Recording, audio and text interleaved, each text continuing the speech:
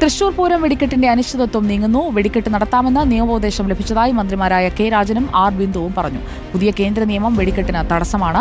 നിയമ ഭേദഗതി കേന്ദ്രം നടത്തണം. കേന്ദ്ര ഏജൻസിയായ പെസോയുടെ മാർഗനിർദ്ദേശങ്ങൾ പാലിച്ചാകും കളക്ടർ അനുമതി നൽകുകയെന്നും മന്ത്രിമാർ വ്യക്തമാക്കി. ഇത്തവണ സാധാരണത്തേതുപോലെ പൂരം, നവപൂരമല്ല, സാധാരണത്തേതുപോലെയുള്ള പൂരം നടത്താൻ ആവശ്യമായിട്ടുള്ള വെടിക്കെട്ടിനുള്ള അനുമതി കൊടുക്കാം എന്ന ധാരണയുണ്ടാക്കിയിട്ടുണ്ട്.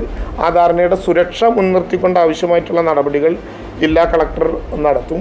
മാഗസിൻ പൂർണ്ണമായിട്ടും എംപ്റ്റി ആക്കി വെക്കണം എന്ന നിബന്ധന നടപ്പിലാക്കുന്നതിനാവശ്യമായിട്ടുള്ള അവർ തന്നെ അപേക്ഷ നൽകിയിട്ടുണ്ട്. എന്നാലും ആ അഫിഡവിറ്റ് കൂടി മേടിച്ചുകൊണ്ട് അക്കാര്യത്തിൽ മുന്തിയ പരിഗണന സുരക്ഷയ്ക്ക് കൊടുത്തുകൊണ്ട് സാധാരണത്തേതുപോലെ വെടിക്കെട്ട് ഇത്തവണയും നടത്താം എന്നൊരു പൊതുവായിട്ടുള്ള നിഗമനത്തിലേക്ക് ജില്ലാ ഭരണകൂടം എത്തുകയാണ്.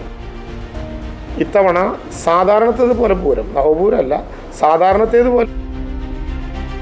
ജെയ്സൺ ചാവളപ്പിൽ നമുക്കൊപ്പം. ജെയ്സൺ ചാവളപ്പിൽ, ഇത്തവണ പൂരം വെടിക്കെട്ട് എങ്ങനെയാകും? നിയമോപദേശത്തിന്റെ ഉള്ളടക്കം എന്താണ്?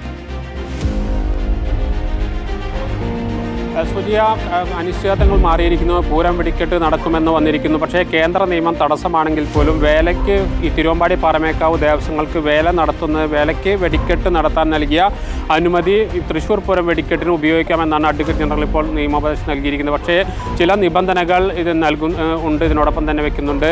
വെടിക്കെട്ട് നടക്കുന്ന സമയത്ത് മാഗസിൻ, അതായത് വെടിപ്പുരയിൽ പൂർണ്ണമായും കാലിയാക്കിയിടുക എന്നടക്കമുള്ള ഏതാനും നിബന്ധനകൾ കൂടി പാലിച്ചുകൊണ്ട് വെടിക്കെട്ട് നടത്താമെന്നാണ് ഇപ്പോൾ അഡ്വക്കേറ്റ് ജനറൽ നൽകിയിരിക്കുന്ന ഉപദേശം. പക്ഷേ അതേസമയം തന്നെ രണ്ട് മന്ത്രിമാർ ആവർത്തിച്ച് പറയുന്നു കേന്ദ്ര നിയമത്തിൽ ഭേദഗതി വേണമെന്നതാണ്.